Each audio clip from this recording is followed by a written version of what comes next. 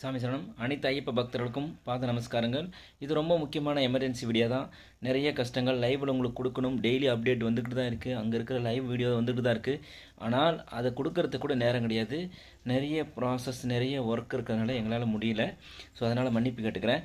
அப்படி இருந்தும் இந்த எமர்ஜென்சி சுச்சுவேஷனில் ஏன் வரீங்க, என்ன விஷயம் அப்படின்னு சொல்லிட்டீங்கன்னா, கண்டிப்பாக இது முக்கியமான விஷயம் தான்.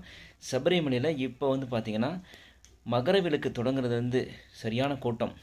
நீங்கள் எல்லாருடைய திங்கிங் என்ன நினச்சிக்கிட்டு இருக்கோன்னா, நம்ம எல்லாருமே அதாவது 80,000% தான் சொல்லியிருக்காங்க, அதனால் அவ்வளோதானே இருக்கும், நீங்கள் என்ன எக்ஸ்ட்ராலாம் வரீங்க, எப்படி கூட்டம் வருதுன்றீங்க, நீங்கள் போய் சொல்கிறீங்களா அப்படின்னு பார்த்தீங்கன்னா, ஸோ அங்கே அரசியல் கேம் நடந்துக்கிட்டு தான் இருக்குது. பக்தர்களை ஸ்பாட் புக்கிங்கிற பேரில் அடித்து ஏற்றிக்கிட்டு தான் இருக்காங்க. இன்னும் இருக்கிற 14 நாளில் எவ்வளோ கலெக்ஷன் பண்ண முடியுமோ கலெக்ஷன் பண்ணணும், அந்த தாட்டு தான் போய்கிட்டு இருக்கு. வரக்கூடிய எல்லா பக்தரும் சரி, குழந்தைங்களை கூட்டு வந்தால் அதுங்களுக்கு தேவையான அனைத்து சாப்பாடாக இருக்கட்டும், ஸ்நாக்ஸ் ஐட்டமாக இருக்கட்டும், எல்லாம் எடுத்துகிட்டு வந்துடுங்க. நம்ம இங்கே வாங்கிக்கலாம், இங்கே எல்லாம் கிடைக்கும் அப்படின்ற மைண்ட் செட்டோடு வந்தீங்கன்னா ரொம்ப நொந்துடுவீங்க. மேக்ஸிமம் சாமிமார்களை விட சாமிமார்கள் வீட்டில் இருக்கிற எல்லா சாமிகளுக்குமே கிளியராக நான் சொல்லிக்கிறேன். ஸோ அவங்க இங்கே வர மைண்ட் செட்டில் அவங்க இருப்பாங்க. ஸோ அடுத்தது இருமுடி கட்டணும், அடுத்தடுத்த வேலைகளை அவங்க பார்த்துட்ருப்பாங்க.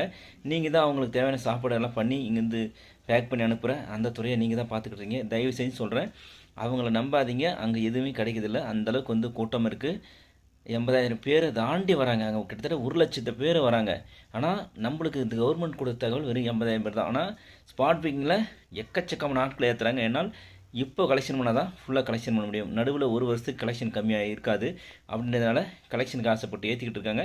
குழந்தைங்களுக்கு தேவையான மெடிசனாக இருக்கட்டும், வயசானவங்களுக்கான மெடிசனாக இருக்கட்டும், சாப்பிட்றதுக்கு தேவையான எல்லாமே நீங்களே எடுத்துகிட்டு வந்துடுங்க. அங்கே கடையில் எதிர்பார்க்காதீங்க. அங்கே அதாவது பார்த்தீங்கன்னா, மேலே ஏறிட்டு நீங்கள் கடைக்கு போக முடியாத அளவுக்கு ரொம்ப டஃப்பான சூழ்நிலை.